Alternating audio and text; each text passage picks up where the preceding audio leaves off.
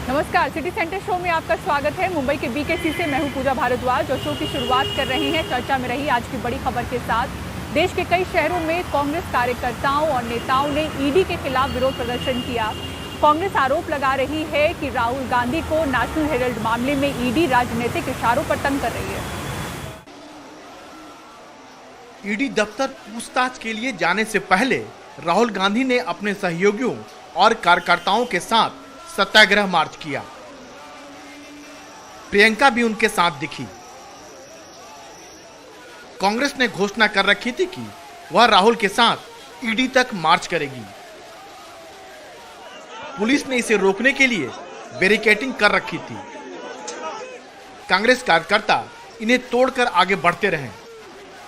हालांकि ईडी दफ्तर के आगे उन्हें रोक लिया गया। प्रियंका गांधी वाड्रा की जो गाड़ियां हैं वो थाने के बाहर खड़ी हैं और वो थाने के अंदर फिलहाल गई हैं। यहाँ पर कांग्रेस के कार्यकर्ता और कई नेता लगातार यहाँ पर आते जा रहे हैं। कांग्रेस के तमाम जो कार्यकर्ता नेता यहाँ पर इकट्ठा हुए थे उनको अब पुलिस एक बार फिर से डिटेन कर रही है। तुगलक रोड थाने के अंदर प्रियंका गांधी वाड्रा मौजूद हैं और थाने के बाहर जिस तरह से कांग्रेस के कार्यकर्ता जुट रहे हैं उसको देखते हुए पुलिस ने एक बार फिर से अपनी कार्रवाई शुरू कर दी है। दिग्विजय सिंह, अधीर रंजन चौधरी, मुकुल वासनिक, मल्लिकार्जुन खड़गे, जयराम रमेश, अशोक गहलोत, रणदीप सुरजेवाला समेत कई नेताओं को हिरासत में लिया गया। जो देश के अंदर आतंक मचा रखा ईडी ने, उसके खिलाफ प्रदर्शन नहीं है। पूरा देश चिंतित है। ईडी वाले घुसते घरों में 7 दिन तक बाहर नहीं निकलते हैं और कहते हैं हमें मालूम है कुछ नहीं मिला यहाँ पर, तो ऊपर ज़्यादा जाएगा तब बाहर निकलेंगे। ये हालात बना रखे हैं पिछले लंबे अरसे से। जो एफआईआर ही नहीं हुआ, कोई केस ही नहीं बना है और उसमें भारतीय जनता पार्टी केंद्र सरकार परेशान करने के लिए, बदनाम करने के लिए इस प्रकार से हथकंडा अपनाई है। नेशनल हेराल्ड आज़ादी की लड़ाई में बड़ी भूमिका रही है। उस संस्था को बचाने के लिए कांग्रेस पार्टी ने उसको सहायता दे दी तो मनी लॉन्ड्रिंग का केस बन गया।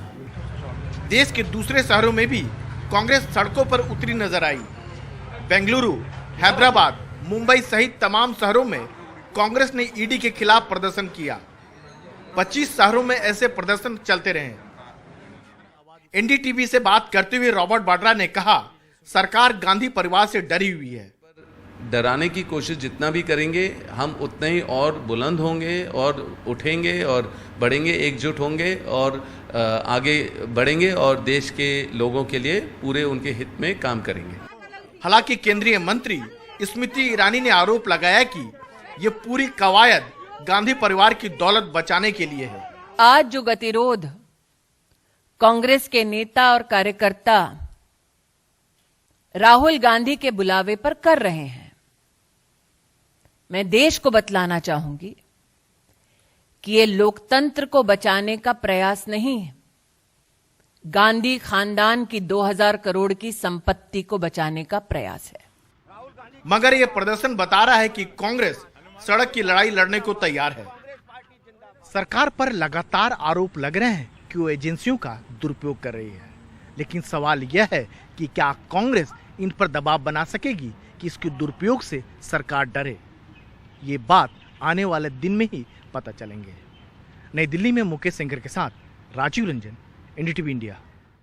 और अब प्रयागराज हिंसा मामले की बात करते हैं। इस मामले में मुख्य आरोपी बताए जा रहे जावेद मोहम्मद के घर को गिराए जाने के बाद कई सवाल खड़े हुए हैं।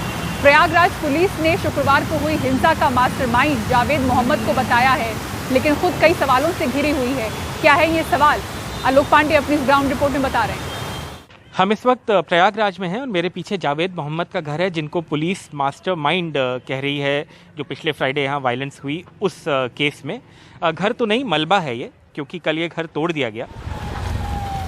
प्रयागराज प्रशासन कहता है कि घर गिराए जाने से पहले सारी प्रक्रियाएं पूरी की गई थीं और अवैध निर्माण पर 1 महीने का नोटिस दिया गया था, लेकिन इस कार्रवाई पर बहुत सवाल खड़े हुए हैं। जावेद मोहम्मद का परिवार और उनके वकील कहते हैं कि घर जावेद की पत्नी के नाम था, जावेद के नाम नहीं, इसलिए कार्रवाई अवैध है। परिवार बता रहा है कि उसे नोटिस बस 1 रात पहले मिला, न कि 1 महीने पहले, जैसे प्रशासन दावा कर रहा है। जावेद के वकील ने पूछा है कि अगर घर गिराना रूटीन कार्रवाई है तो ऐसे कितने मिलते जुलते निर्माण रविवार को ढहाए गए।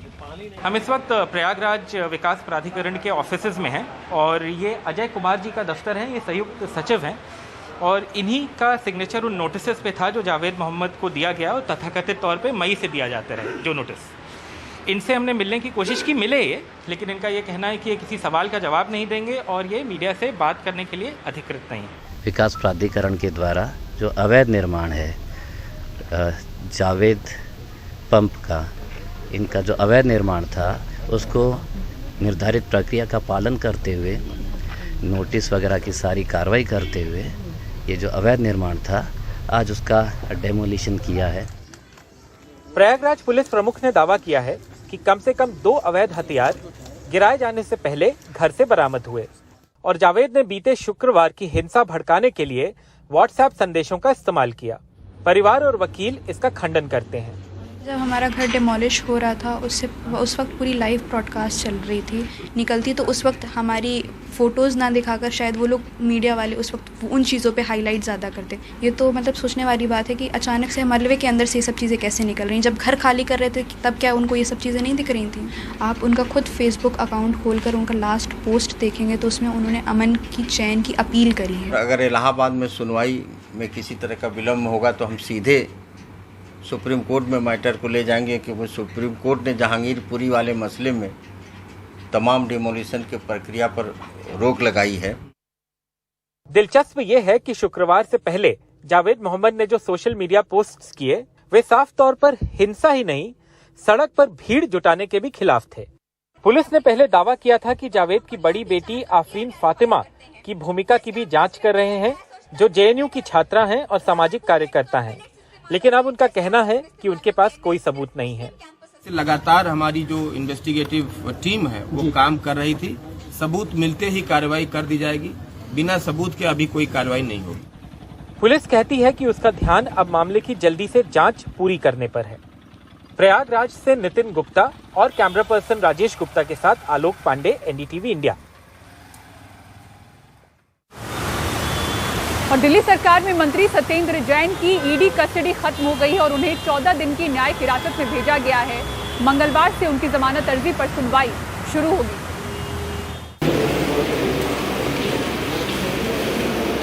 बढ़ी हुई दाढ़ी, मुस्कुराता हुआ चेहरा।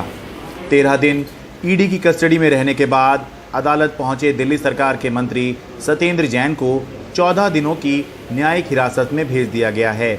मंगलवार को उनकी जमानत अर्जी पर सुनवाई शुरू हो जाएगी। 13 दिनों की ईडी कस्टडी के बाद दोबारा आज उनको कोर्ट में पेश किया गया। आज ईडी ने फर्दर कस्टडी नहीं मांगी और कोर्ट ने जुडिशियल कस्टडी ग्रांट की है 14 दिन की। इसके अलावा हमने बेल एप्लीकेशन ऑलरेडी मूव किया हुआ था। सो बेल एप्लीकेशन पे ईडी ने रिप्लाई का समय मांगा है। कल 11 बजे सत्येंद्र जैन साहब की बेल पे सुनवाई कल होगी। दिल्ली की राउज एवेन्यू कोर्ट में सोमवार को सुनवाई हुई। सत्येंद्र जैन के वकील ने उनकी बिगड़ी तबीयत का हवाला दिया, जबकि ईडी ने दावा किया कि वो जानबूझकर दवाएं नहीं ले रहे। सत्येंद्र जैन के वकील ने इसे गलत बताया। वैसे पिछली सुनवाई के बाद सत्येंद्र जैन की ये तस्वीर वायरल हुई थी, जिसमें उनका स्वास्थ्य काफी खराब लग रहा था। पिछली सुनवाई के दौरान सत्येंद्र जैन ने पोस्ट कोविड स्लीपिंग एपनिया नाम की बीमारी की शिकायत की थी। इस बीमारी में रात को सोते हुए एक बार नींद खुल जाए तो दोबारा आसानी से नींद नहीं आती। इसके बाद सत्येंद्र जैन को चेकअप के लिए आरएमएल हॉस्पिटल ले जाया गया। सत्येंद्र जैन जब उस हॉस्पिटल से बाहर निकल रहे थे तो उनकी एक तस्वीर ली गई जो सोशल मीडिया पर बहुत वायरल हुई। उसमें ये आरोप कुछ लोगों ने लगाया कि सत्येंद्र जैन को ईडी कस्टडी के दौरान चोट लगी है, लेकिन आज सुनवाई के दौरान ऐसी कोई बात कोर्ट के अंदर नहीं बताई गई। सत्येंद्र जैन पर आरोप है कि 2015-16 के दौरान वो जब मंत्री थे तो उन्होंने शेल कंपनियों की मार्फत 4 करोड़ 81 लाख रुपए का घपला किया था। दिल्ली से शरद शर्मा, एनडीटीवी इंडिया।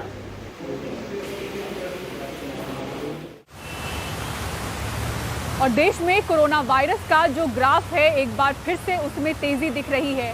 सिर्फ बीते 10 दिनों का आंकड़ा परेशान करने वाला है। एक्टिव कोविड मामले 128% देश में सिर्फ बीते 10 दिनों में बढ़े हैं। सबसे ज्यादा जो तेजी है वो महाराष्ट्र में नजर आ रही है और महाराष्ट्र के एक्टिव कोविड मामले देखें तो बीते 10 दिनों में 241% की बढ़ोतरी दर्ज हुई है। देश की रफ्तार पूरे तरीके से लौटी है तो वायरस ने भी फिर से एंट्री मारी है। महाराष्ट्र, केरल, कर्नाटक और दिल्ली में कोरोना ने रफ्तार पकड़ी है। केंद्रीय स्वास्थ्य विभाग चिंतित है, राज्यों को चिट्ठी लिखी है क्योंकि इन्हीं राज्यों से 81% कोविड के मामले रिपोर्ट हो रहे हैं। सिर्फ 10 दिन पीछे का आंकड़ा देखिए। 3 जून को देश ने 2363 कोविड के मामले रिपोर्ट किए थे। संक्रमण दर थी 1% से भी कम, 0.95%। 10 दिन के बाद यानी 13 जून को 8084 मामले रिपोर्ट हुए हैं, यानी 242% का उछाल। एक्टिव मामले 128% बढ़े हैं और संक्रमण दर 3.24% तक पहुंच गई है। सबसे ज्यादा बढ़त आर्थिक राजधानी मुंबई ने देखी है। बीते 10 दिनों में मुंबई के रोजाना मामलों में 136% इजाफा हुआ तो संक्रमण दर 7% से बढ़कर 11.32% पर पहुंच गई है। बीएमसी के आंकड़ों के मुताबिक मुंबई के अस्पतालों में रोजाना भर्ती होने वाले कोविड मरीज 37 से बढ़कर 111 हो गए हैं, यानी 10 दिनों में 200% की बढ़त। महाराष्ट्र में कोविड से मौतें जो 0 में रिपोर्ट हो रही थी, बीते 24 घंटों में 40 साल से कम उम्र के 2 मरीजों की कोविड से मौत हुई है। दोनों मौतें मुंबई से रिपोर्ट हुई हैं। मुंबई के हिंदुजा अस्पताल का कहना है कि भर्ती होने वाले मरीज 2 गुने से भी ज्यादा बढ़े हैं और 50% को आईसीयू की जरूरत पड़ी है। सभी मरीज वैक्सीनेटेड हैं। आजकल हमारे अस्पताल में कोविड के पेशेंट्स का एडमिशन बढ़ रहा है। जैसे 1 जून और 2 जून के आसपास हमारे पास सिर्फ 3 पेशेंट थे, लेकिन आज हमारे पास 17 पेशेंट हैं, जिसमें से 9 आईसीयू में हैं और अधिकांश एडमिशन जो है जो आईसीयू में है और जो वार्ड्स में हैं वो सब 45 की ऊपर की उम्र के हैं। हालांकि सब वैक्सीनेटेड हैं, इसलिए उनको जैसे डेल्टा वेव में तकलीफ हो रही थी ऑक्सीजन की, वैसी तकलीफ नहीं है। सिर्फ नॉर्मल ऑक्सीजन और नॉर्मल केयर दी जाती है आईसीयू, उससे वो ठीक हो रहे हैं। महाराष्ट्र कोविड टास्क फोर्स नजर बनाए हुए है। केसेस और कितने बढ़ेंगे, कहां तक पहुंचेंगे, मेरे ख्याल से इसके बारे में कोई भी अंदाज लगाना बहुत मुश्किल है। स्वाभाविक है कि केसेस बढ़े हैं, पर उसमें एक अच्छी बात ये भी दिखाई दे रही है कि एडमिशन जो है वो ज्यादा नहीं दिख रहे हैं, जो कि हमने 2nd वेव में और 1st वेव में देखा था। तीसरी बात ये भी है कि जो पेशेंट एडमिट हुए हैं, करीब 100 के ऊपर पेशेंट, अभी 110 के ऊपर पेशेंट अभी मुंबई में एडमिट है। अधिकतम लोगों को जो है ऑक्सीजन की जरूरत नहीं लग रही है। बहुत कम लोग ऐसे हैं जिनको कि आईसीयू और वेंटिलेटर की कम जरूरत लग रही है। देश में बढ़ते कोरोना के मामलों में ज्यादातर लोगों को ओमिक्रॉन के सब वेरिएंट से संक्रमित पाया जा रहा है। भारत में अब तक ओमिक्रॉन के BA.2 सब वेरिएंट के मामले देखे जा रहे थे। हालांकि पिछले 10 दिनों में संक्रमण के शिकार पाए जा रहे लोगों में BA.4 और BA.5 सब वेरिएंट्स के केस भी देखने को मिल रहे हैं। अध्ययनों में इन सब वेरिएंट्स की संक्रामकता दर अधिक बताई जा रही है। मुंबई से पूजा भारद्वाज, NDTV इंडिया।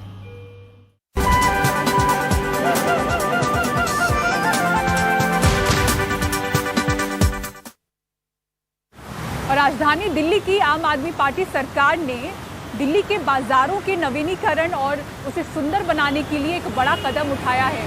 दिल्ली के मुख्यमंत्री अरविंद केजरीवाल ने ऐलान किया कि किन 5 बाजारों को फिर से विकसित किया जाएगा, उन्हें रीडेवलप किया जाएगा। आपको सुनाते हैं। आज मैं उन 5 बाजारों के नाम का ऐलान करने जा रहा हूं जो सबसे पहले रीडेवलप किए जाएंगे। सबसे पहला बाजार है कमला नगर। तो कमला नगर है यूथ हैंगआउट जोन। दूसरा बाजार है खारी बावली, बेस्ट स्पाइसेस। तीसरा बाजार है Lajpat Nagar, high end street fashion, one stop destination for wedding shopping. चौथा मार्केट है Sarojini Nagar, fast fashion, latest trend setting street market. और 5वां मार्केट है कीर्ति नगर,